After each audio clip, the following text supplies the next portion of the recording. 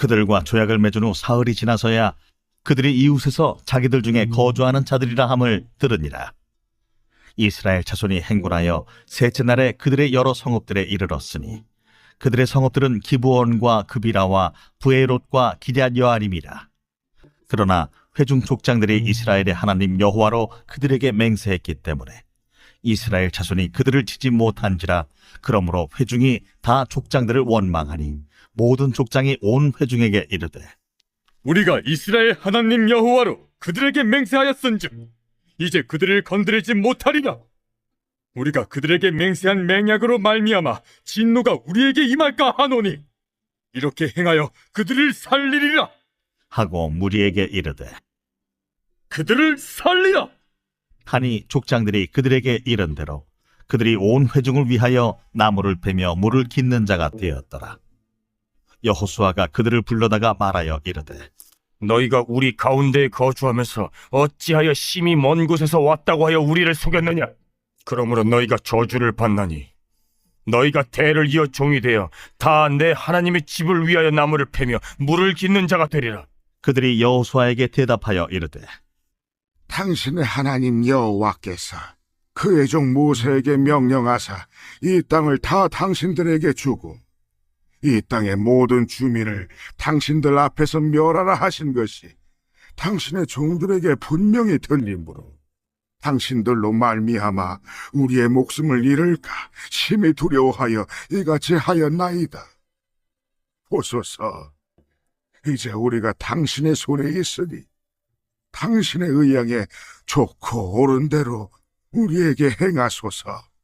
여호수아가 곧 그대로 그들에게 행하여 그들을 이스라엘 자손의 손에서 건져서 죽이지 못하게 하니라. 그날에 여호수아가 그들을 여호와께서 택하신 곳에서 회중을 위하며 여호와의 제단을 위하여 나무를 패며 물을 깃는 자들로 삼았더니 오늘까지 이르니라. 오늘 본문은 여호수아와 이스라엘이 맞이한 또 다른 도전을 보여줍니다. 여리고와 아이성 전투에서 승리한 후에 가나안의 여러 왕은 연합해서 이스라엘을 대적합니다.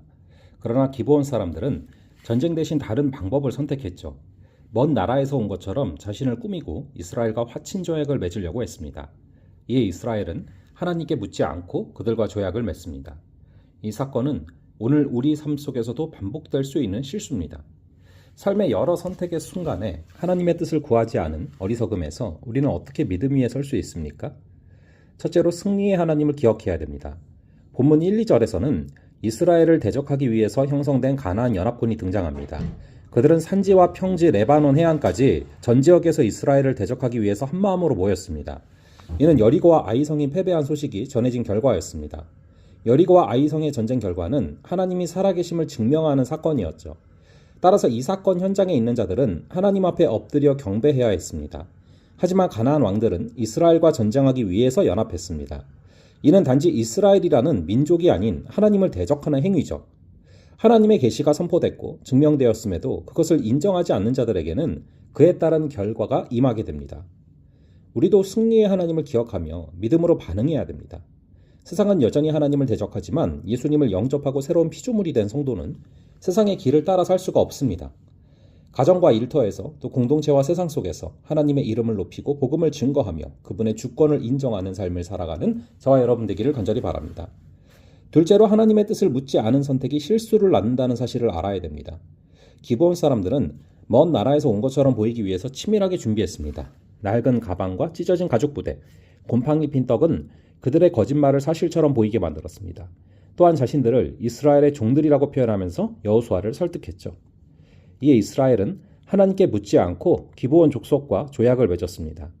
하나님이 아닌 자신의 생각과 판단에 따라서 잘못된 선택을 한 것이죠. 우리 역시 바쁜 일상 속에서 판단을 서두르거나 경험과 상식에 의존하는 실수를 합니다. 크고 작은 선택 앞에서 하나님의 뜻을 묻지 않을 때 어려움으로 이어질 수가 있는 것이죠. 그러므로 모든 결정의 출발점이 말씀과 기도여야 합니다. 주어진 자리에서 먼저 하나님께 귀를 기울이고 순종하는 믿음으로 살아가시는 성도 여러분들 되시기를 간절히 바랍니다.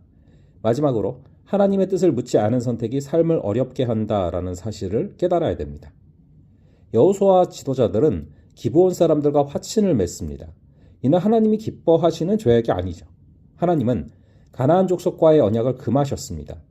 그 이유는 그들이 이스라엘을 우상 숭배로 유혹할 것이었기 때문입니다.